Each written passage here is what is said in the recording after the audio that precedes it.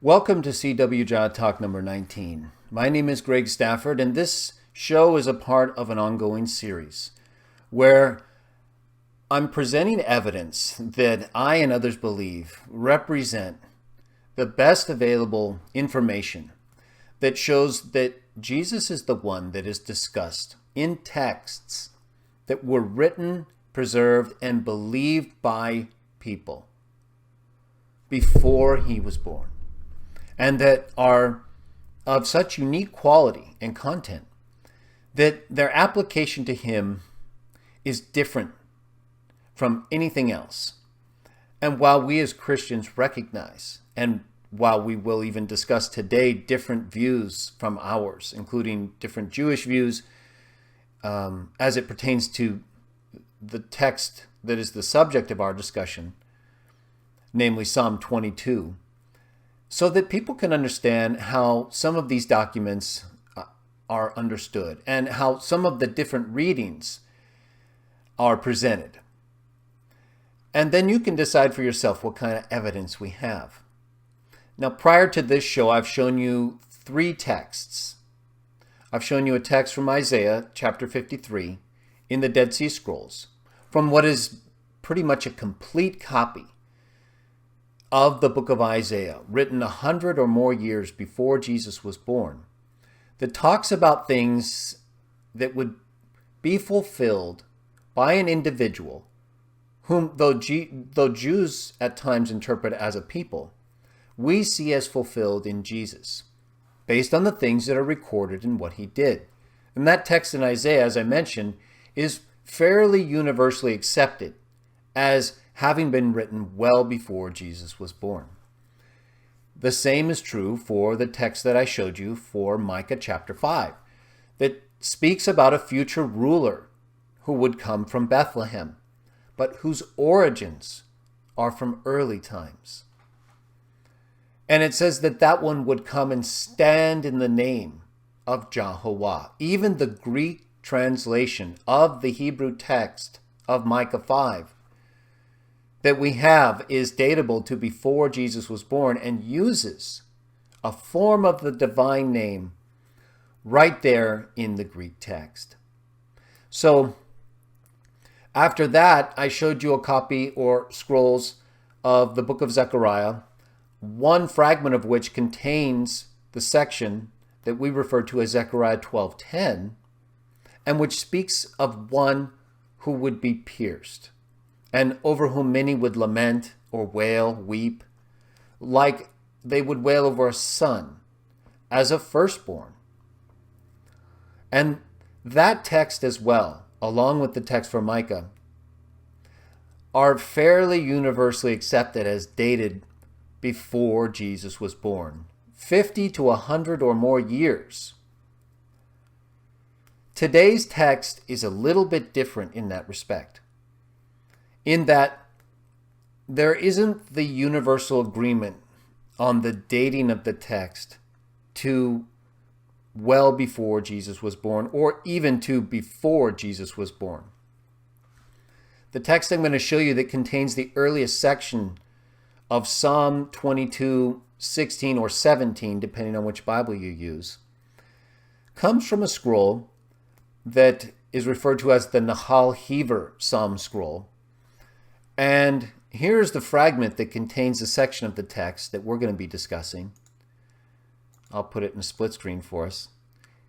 You can tell the image isn't that great as far as the view we have, but it can be made out, and it contains a unique reading that differs from how the reading is pointed and interpreted in what we refer to as the Masoretic Text, typically as the Masoretic Text, which is based on usually two texts, the Aleppo Codex and the Leningrad Codex of the 10th and 11th centuries, and which are very accurate in terms of their overall content and vocalization of terms, but they do not represent every dialect of Hebrew as they were written or spoken.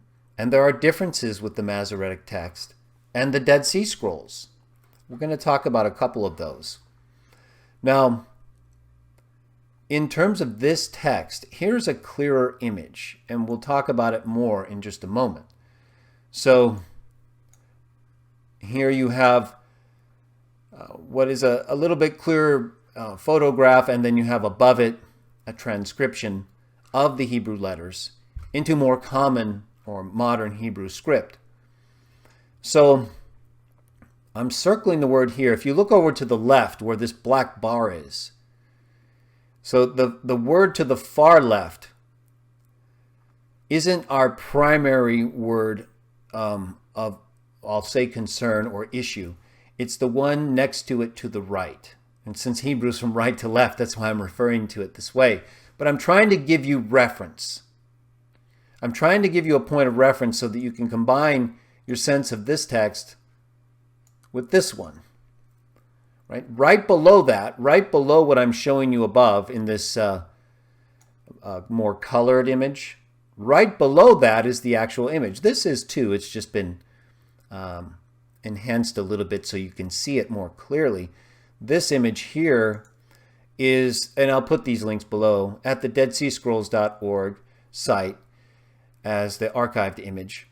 And so this way you can at least see, as we discuss a couple of the items involved in the interpretation of this text, I'm going to regularly refer back to this so that I'm showing you what I'm talking about. It's very important, especially if you don't really know Hebrew, and even if you do, but if you don't, it's even more difficult. So as the caption below states, this is a scrap from Psalm 22, found at Nahal Hever, as I mentioned earlier.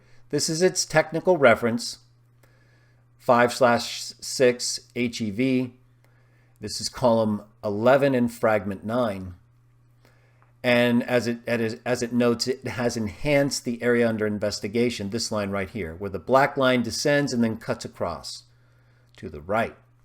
So when I refer to this, that's where I'm referring. I'm referring to this far section on the left, the far left letter. I'll be referring to that.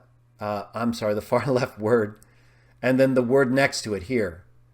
So I'm going to try to be as non-technical as possible, because I know many people who are watching, they have an interest in these things and they want to learn and know more, and some have knowledge of Hebrew in these ancient texts, but most of us don't. And so what we really need is to have it explained in a way that is usable and that we can evaluate.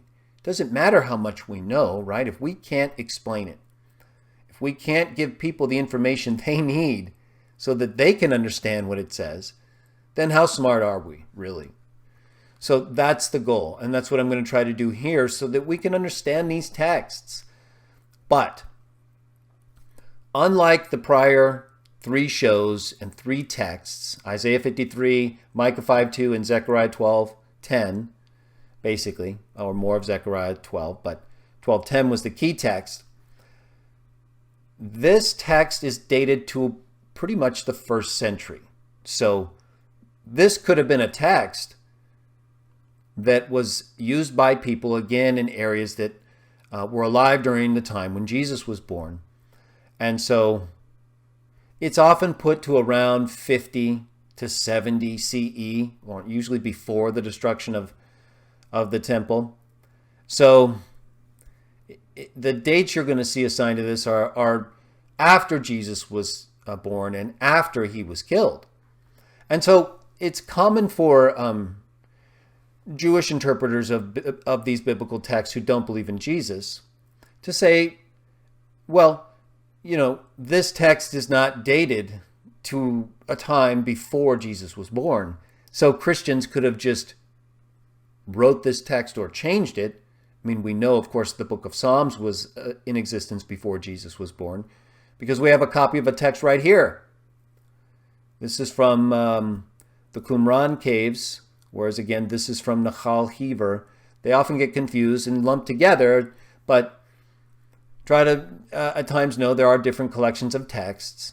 So in any case, here's a text from the book of Psalms that is pretty much universally accepted as dating before Jesus was born, to the 1st century BCE. And so the book of Psalms is not in question. when we discuss Psalm 22, this text. It's just that this text, this copy of Psalms, does not contain Psalm 22. So that's why I'm not using it. I'm using this text from the Nahal Hever collection. And so I don't want to just date it to a time that I can use as part of a series that makes it clear, yeah, this is clearly before Jesus was born. We need to know what the dating is, at least until we have such time that we can date it differently. And so I don't want to change the accepted dates. I want to work with them unless I have information that would indicate otherwise. And so I don't believe we could use this text in terms of its dating the same way we could use the other three texts for Isaiah 53, Micah 5, and Zechariah 12 to really establish our case. And that doesn't mean that, as I mentioned before, Jews don't have other interpretations, even of those texts. It's just that Christian witnesses of Jah look for the best. We want the best because that's what our beliefs are based on. And when the best evidence we have for our text is more subject to question by certain groups who don't look at the overall evidence that we have for what we believe, and we'll look at this text more in a minute to show why I don't think it really can be interpreted very differently either way. But setting that aside for a moment, I want it to be made clear that we're not using this text in the exact same way that the other three texts can be used to show what was believed and taught and understood about the Messiah before Jesus was born. Those three texts, and others we'll discuss at another time, can be used to that extent or with that level of confidence. That doesn't mean we shouldn't have confidence in this text. It was a text potentially available during the time Jesus taught and lived. And certainly during the time when the Christian congregation was teaching and using texts. And the Jews who were living at that time before the temple was destroyed were using texts like this. So when a text like this that is probably datable to after Jesus was born and possibly after he died, but before the temple was destroyed, that's a significant reading, wouldn't you say? So this text I'm showing you reads differently than the Masoretic text in a key way. Because, well, by Masoretic text I mean the Aleppo and Leningrad codices. Because as I'm going to show you now, there's been a misunderstanding about the Masoretic text reading in some way. Excuse me. But this text here uses a different form or presents a reading that is different from the way the Masoretic text is read. So let me refer us to an article written by a rabbi. This is by Rabbi Tovia Singer.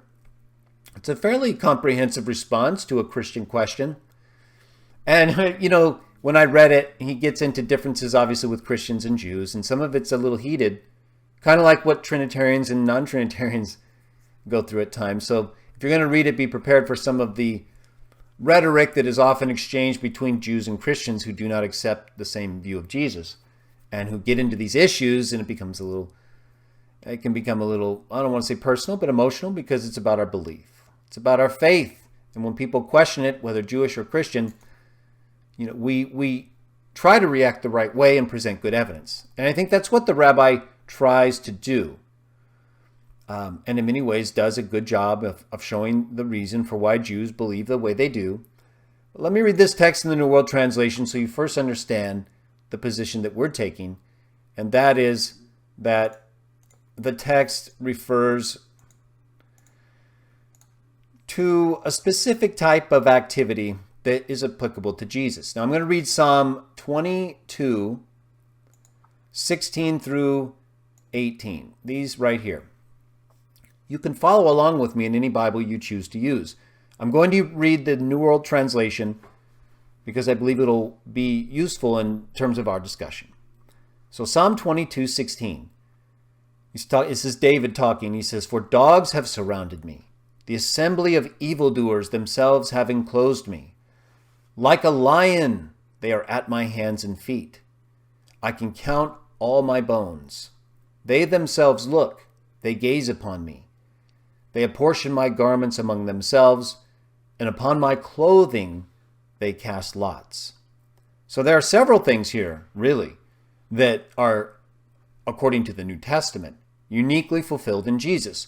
Let's talk about a few of them in verses 17 and 18 before we go back to verse 16. According to the New Testament, as we know, if we've read it, none of Jesus' bones were broken. And they apportioned his garments among themselves and cast lots over them. So whether or not you believe that people just later wrote these things based on these texts is another question. The fact is, this is what was written by people who believed in these texts and were looking for their fulfillment in ways that would make it unlikely for them to invent. But other people believe it's possible. So nevertheless, these are things spoken of about Jesus in the New Testament. Now, part of this is fragmentary in the Nahal Hever Dead Sea Scroll text here. But the final part is certainly there. And other fragments that show that this text was pretty much there other than its fragmentation. Now let's look at verse 16. This is one that comes up a lot. Of course, "For dogs have surrounded me, the assembly of evildoers." In the New Testament, we can see that also applying to Jesus at various points. And when you think about his torture and crucifixion or impalement, however you understand that, they would have had to have, they of course did physically weaken and beat him. He couldn't even carry the instrument of his execution. Someone else had to help him. And when they pierce your hands and feet. Now, let me ask you people this. We don't have a ton of information about crucifixion in the ancient world. We do have some things. We have a fragment of a bone with a nail piece remaining and a wood piece. So you can look that up, evidence of crucifixion. But it was a known practice in terms of the literature that we have as well. And so when you think of piercing, when you think of nailing something, before we get into verse 16 further, because the reading that's different is right here. "Like a lion, they are at my hands and feet." There's a lot going on here. Now, many Bibles, like the King James and other Christian Bibles that translate this text, will say they pierced my hands and feet. Now, you notice NWT puts "they are at" in brackets. And that's because that's not really expressed in the text. There's not a direct object marker. The Masoretic Text does read "like a lion." It literally just says, "like a lion, my hands and feet." So you have to imply some kind of verbal action or marker of an object. "Like a lion, they are at my hands and feet." And then you have to explain, well, what do you mean by being at your hands and feet? What does a lion do? It tears things open. Why would a lion be at your hands and feet? That seems a little odd. Either way, it does not use a verb here. It just says, "like a lion, my hands and my feet." Now, in the Septuagint, which is not datable, we don't have copies of the Greek translation datable to before the time Jesus was born for this text. But all later copies that we have in of the Septuagint use a form of the verb hariso, which means to dig or dig out. Now, and this is why I said when you're nailing something, we'll get it to the term "like a lion" in a minute, but let's talk about this for a moment, because in the Septuagint, it has a verb, dig out, different from the Masoretic text, like a lion. And in this text, it has a verb that means dig out. And we'll talk about Rabbi Tovia's dispute of that in just a moment. But this text, the earliest text we have of Psalm 22, supports the reading of the Septuagint, dig out, not the reading in NWT in the Masoretic Text, like a lion. So let's take a look at what Rabbi Tovia Singer has to say about some of this. So I'm going to read you a portion of this and then we'll comment further.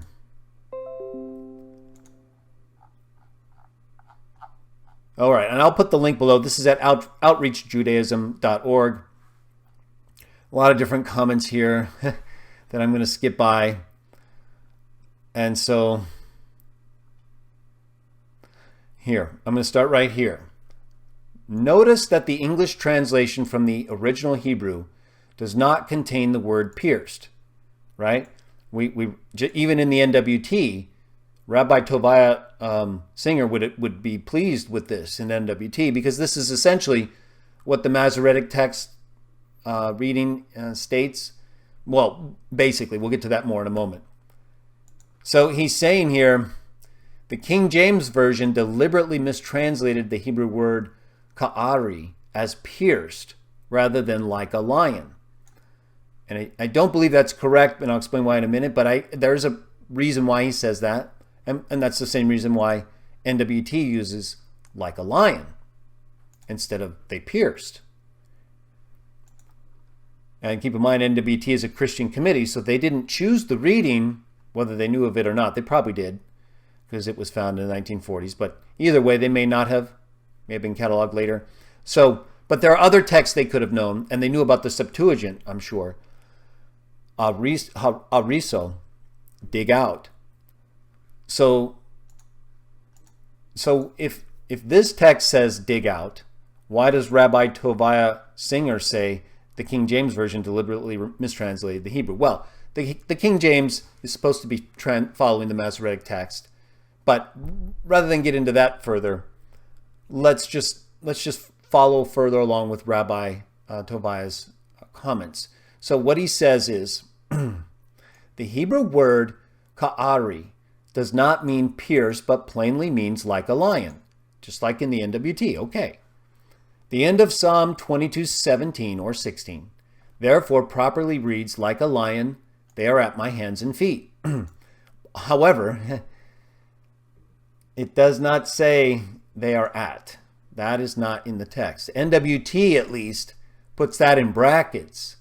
Rabbi Tovia does not. It just says, like a lion, my hands and feet. Okay, fine. So we'll just say that it implies at. Like a lion, they are at my hands and feet. Let's go on. Had King David wished to write the word pierced, he never would have used the Hebrew word ka'ari. It's not true, but let's go on. Instead, he would have written either dakar or ratza, which are common Hebrew words in the Jewish scriptures. That doesn't mean you can't use other words. And we'll get into the correspondence between the Greek term and the Hebrew terms, but that argument does not prove one thing or the other, if the term used can mean what is necessary to convey the thought. These common words mean to stab or pierce. And again, I'm going to argue that would not be correct when it comes to crucifixion or the kind of piercing of hands and feet, not a piercing of the side with the spear like we read about in Matthew. So he's basically saying that these words, stab or pierce, like they took the nails and just stabbed him. Right? Who today who's going to nail anything to anything just stabs the nail into it? Do you not first make a starter hole?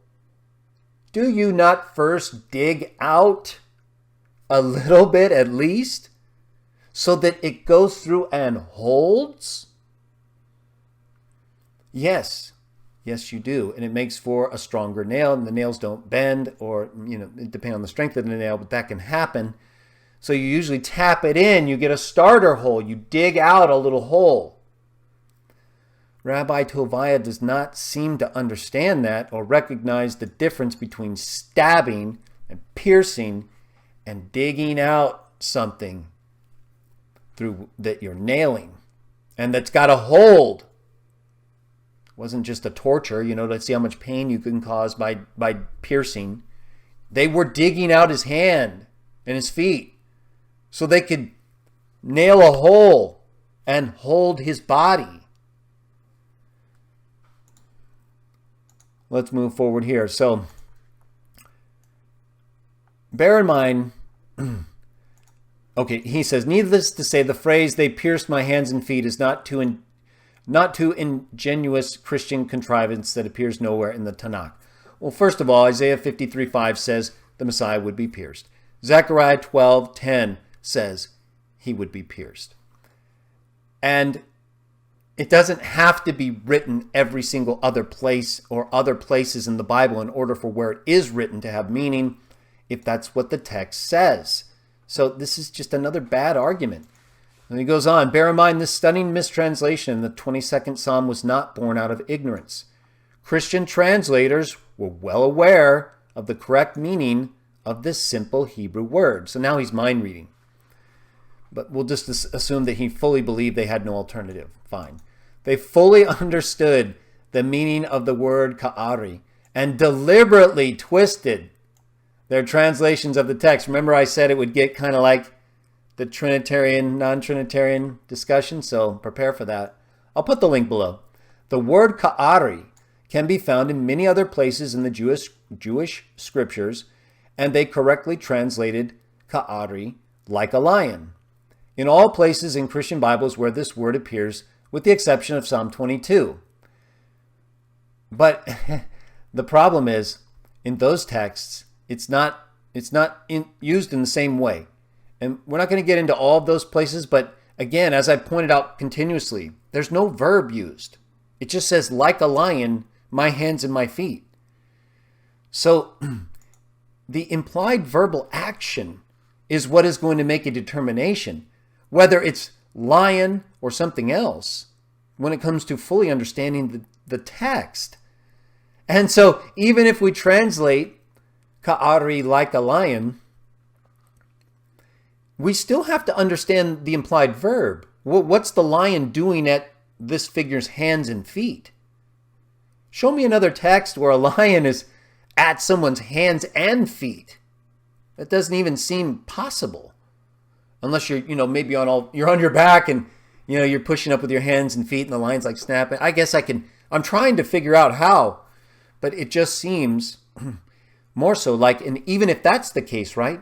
Even if metaphorically we're to take this as a lion grabbing at you while you're trying to fight it off with your hands and feet, wouldn't that be somewhat similar to a person who's about to be nailed to a tree? If someone's grabbing at you in your arms and your legs, what are you doing? Do you think Jesus just did nothing? No movement whatsoever? Even reflexive movements would require some kind of this, right? You feel people pulling at you, they're moving you apart, something uncomfortable, pain. How are you not moving to the extent that you can move until you can move? Right? So even like a lion would represent the kind of imagery ultimately, in our view, and I think under any pre-crucifixion process, require someone to feel like a lion is grabbing at their hands and feet. Because that's what the people are doing. They're grabbing for their hands and they're grabbing for their feet because that's where they're going to nail them. That's where they're going to dig out and nail them. Dig through and nail. So that's what I meant when I started the show by explaining that although there are differences in interpreting the text, and I'm going to explain where he's incorrect in some of the statements he makes in a moment about the terms used, but even like a lion, the Masoretic reading, I don't see as a problem in terms of a messianic application for one about to be crucified or impaled in the way Jesus was. Otherwise, what's the verbal action at the hands and feet? And so I believe metaphorically, even like a lion applies to Jesus, as does what follows in terms of the gambling over his garments and the rest of what we read. So let's move on, though, with verse 16 and some of these issues. So let me get to the part where he gets to the text we've been showing you. So I've shown you this text here. And Rabbi Tovia knows that the reading here is basically the same as the Septuagint, and that is to dig out. But here's what he has to say about that. So he gets into the Trinity there, but I don't want to get too far into that yet. So, okay. All right, here's what, remember, so I showed you this, and I also showed you this, right? So you could kind of see, and you can stop this video at whatever point if you want and just take a look. So here's the Hebrew word that he's talking about. Remember, I told you go over to the left, look at the word on the left. Hebrew's written from right to left, but here's that black line. So we'll ignore the word here for now to the left and look at the term to the right. So this is the term that we want to focus on, because he's basically saying that this means like a lion. That's how the Masoretic text points it to some extent, ka'ari. But there's a difference here. In the Masoretic text, this final letter, you see the first letter, well, really two letters in this term to the left, they're yods. Those little like marks that are, they don't have like a bottom to them if you've never read Hebrew. Those are called yods, the first letter of the divine name. So that's how this word to the left starts, and then the middle letter is a yod. Now look at this letter at the end of the one we've been highlighting, ka'ari. This last letter here is really an issue, because in the Masoretic text, that is a yod. But in the Dead Sea Scrolls, it's a question of whether it's a wah or a final yod, which is often elongated. So that's what you need to look at when you look at this text, how you understand these terms. So if you look down below in the color copy, so if we go from right to left, I don't know if you can see my little circling, but right here, so here's the first, here's where the word ka'ari starts, or karu. We'll talk about that in a moment in terms of what the word actually is. But here's the resh, and then here's the final term, either the final yod or the wah. I'll circle it right here. That's what it actually looks like in the text. And then here it is transcribed up here. So now let's go back to Rabbi Tovia. Here's what he has to say. He cites pretty much similar things that I do. He makes a couple additional arrows and things, different type of line. Okay, so what he says is, he refers to an article that I'm going to show you too, written by Peter Flint. He says, in recent years, a conservative evangelical argued that an ancient 2nd century manuscript, it's not 2nd century, but in his book, Dead Sea Scrolls, Peter Flint claimed the scraps found at Nahal Hever support the Christological reading, the one that would be they pierced versus like a lion, even though, again, I don't think there's much difference there, like we talked about. He says, support the Christological reading, pierced rather than the Masoretic text, which clearly reads like a lion. The Nahal Hever cave is located 30 miles south of Qumran, and he refers to the document Flint references, which is our subject text, 5/6 HEV Psalm, right here. And let's continue with Tovia for a moment. Very important. Bear in mind that the Nahal Hever manuscripts are younger than the Dead Sea Scrolls, true. And he gives a period here. And there are, as we've talked about even with the other texts, questions about certain documents. But he doesn't really provide an analysis that would push it into the 2nd century effectively. And even so, we're dealing with the text that at the latest, even according to Rabbi Singer, is about 135 CE. But I believe it's more likely before 70 CE. In either case, And then probably written before then, just in use at that time. So it gets a little fluid. Either way, he says, despite the claims made by Professor Flint, the passage in this text does not unambiguously read pierced. So he then lists these three words, ka'ari, like a lion. This is the Masoretic Text reading. This is why NWT reads like a lion. So this is what would be viewed in the Masoretic Text as a yod reading, a yod ending reading. And then the question becomes, is this final letter a final yod or a wah? Well, why is that important? Because there's another word, ka'aru. He says it doesn't exist in the Hebrew language. He's incorrect. And he says, and notice here, there's two forms. There's a form with what's called an aleph. See that second letter? That's the first letter of the Hebrew alphabet, aleph. Notice it's not in this word on the bottom here, but otherwise the consonants are the same. So it's just a different form of the same verb. But he claims this form doesn't exist.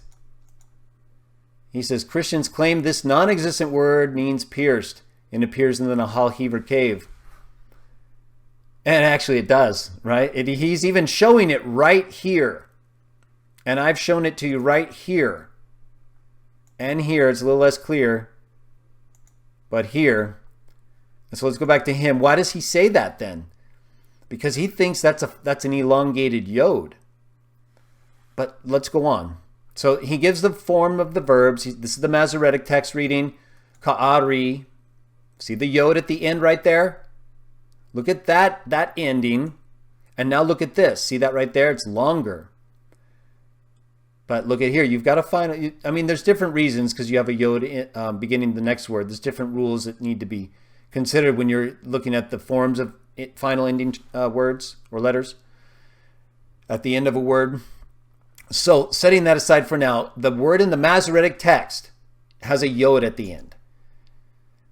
In the Dead Sea Scrolls that we're showing here, that even Rabbi Singer is showing right here, that's the word. We'll talk about why he's highlighting this in a moment. You can see it's elongated just like a wah, not a yod. But he believes it's an elongated yod. Sometimes these yods were elongated at the end of words. And so what he's saying is that's why that's long at the end, not because it's the word karu or ka'aru, and then without the aleph, karu. And then he does admit, he says, this word here, ka'aru, does not exist in the Hebrew language. He's incorrect. I'll show that in a minute. But then he admits that karu is a common term in the Hebrew scriptures. And this is the exact same term that the Septuagint uses when it's translating this text. Ariso, dig out. Okay, so why does he say this term ka'aru, which is the exact form, not the Masoretic form, not the exact form used in this Nahal Hever text. I may have said Dead Sea Scroll, but I meant Nahal Hever. And but they're from similar times. They may be 100 or so years apart, but that's still questionable as well. Either way, the form used in this earliest copy of Psalm 22 is this right here. Not this. Whether it's a final yod or not, that the form is not as we see here with the typical yod at the end of the term. That's not in this text. This is. So why does he say it's not in the Hebrew language? Well, if you notice, let's go on with his argument. So he says the above image was digitally enhanced and is difficult to discern by studying the faint, whether the word in question ends in elongated yod or a shortened wah. He says vav. That's modern Hebrew. Unlike other ancient texts, the writing on this script found at Nahal Hever is not sharp. So if for argument's sake we conclude that the debated word written in the Nahal Hever script is ka'aru, which is this right here, to dig out or pierced. He says if we assume that, it is obvious that this anomaly is the result of the poor scribe's handwriting or spelling. See, he's just basically going to use anything he can to ignore the form that is in the Nahal Hever Psalm text, the elongated form, which he claims is an elongated yud, but that's not consistent with the way that it's shown in elsewhere in the text. But let's move on with this point. So he says if it is the case that it's a wa and means it is ka'aru, not a ka'ari, then it's just a scribal mistake. And then he says, he goes and he talks about the very next word right here, which I've shown you here. See, the very far left right here, Yod, Dalet, Yod, Hey.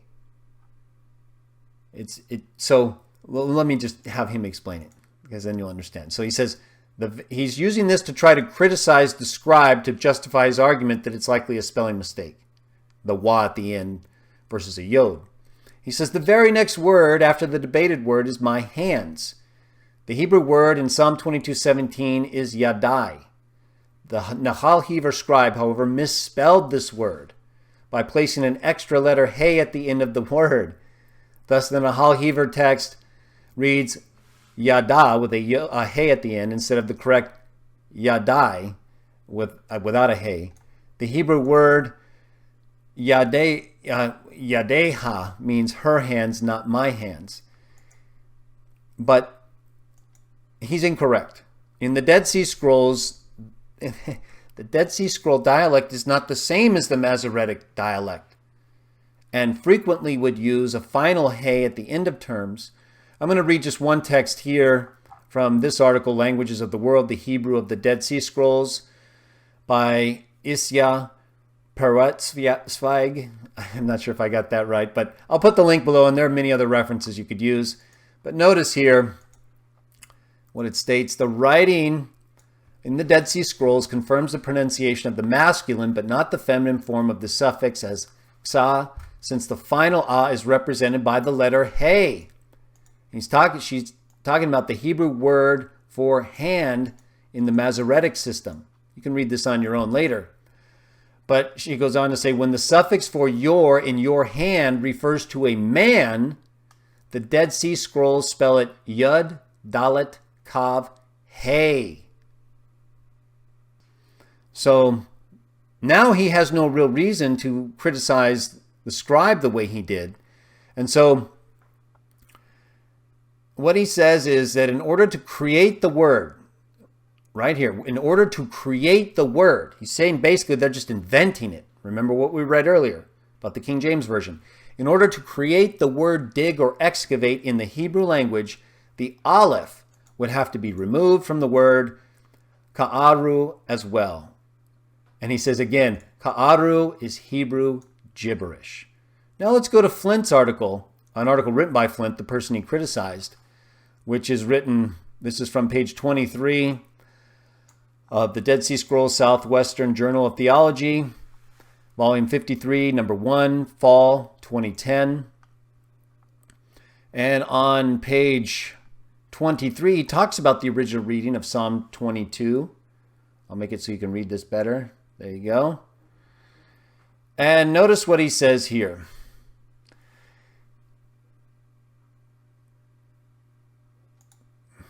I want to make sure I get the text in the area. Okay. Let's read this part right here. So he gives a Masoretic reading, like a lion, they're at my hands and feet.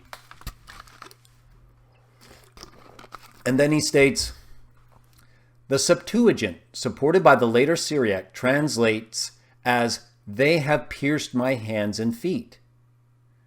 We talked about that earlier. This is a form of ariso. Some scholars suggest that the Septuagint reading represents a modification of the Hebrew like a lion. That's what Toshiba was basically saying, in order to make better sense of the verse. Or this is really what Toshiba is saying right here. Another suggestion is that early Christian editors changed the Greek text in order to find evidence for Jesus' crucifixion. And then he says, the passage is not preserved in any Psalm scroll found at Qumran, but in the Psalm scroll that we're reading. They have pierced my hands and feet, or dug, ka'aru. He says, further confirmation of this as the preferred reading is found in a few more Masoretic manuscripts from the Middle Ages, a few editions based on the Masoretic text, and 2 Masoretic manuscripts or editions that have a similar verbal form, karu, without the aleph. And he says that's why this reading has been adopted by many English Bibles. And so he references in the footnote 14, compare the apparatus of BHS and Flint. BHS is the biblical Biblia Hebraica Stuttgartensia, which here in Psalm 22, if you look at the footnote to verse 17, it gives one Masoretic text with the reading ka'aru, which Rabbi Toshiba said was Hebrew gibberish. And then it gives 2 other Masoretic texts pointed as karu, not ka'ari. So there is Masoretic text evidence for both ka'aru and karu, both of which mean to dig out or dig. So I wanted to share that information with you. You now have information regarding the date of the text. And so, I'm sorry, I may have said Toshiba, but Rabbi Tovia Singer. And I thought his article overall, he went into the issues fairly well.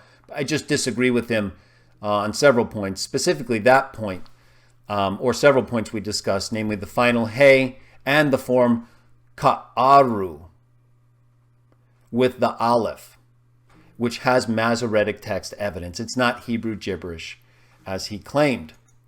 And so the text reading in the Nahal Hever Psalm text has better evidence behind its interpretation as to dig out, a form of karu, and is also consistent with the Septuagint readings that we have. But even if it is like a lion, ka'ari, what is the lion doing at this person's hands and feet? I'm going to argue that it's either a metaphor for exactly what we're talking about when we read ka'aru or karu or ariso in Greek, namely digging out his hands and feet. In a lion, metaphorically, to eat the person or to get rid of the blocks, to get to the inner side of the person, and in an impaling or crucifixion sense, so that they can restrain his hands and dig out the hole necessary to begin nailing the person to the tree or wood. But at least now you have an understanding of what I consider the best available evidence. The text from Nahal Hever and the Psalms overall from the Dead Sea Scrolls, the reading in the Psalm text from Nahal Hever as ka'aru, related to karu, and that there isn't a problem with the final hey in the following term for my hands. So we should have more confidence, I believe, than has been accorded to this text, especially by certain Jewish interpreters. And while they're entitled to their view, and we respect that, we have our view too. And we believe our view is based on the best available evidence.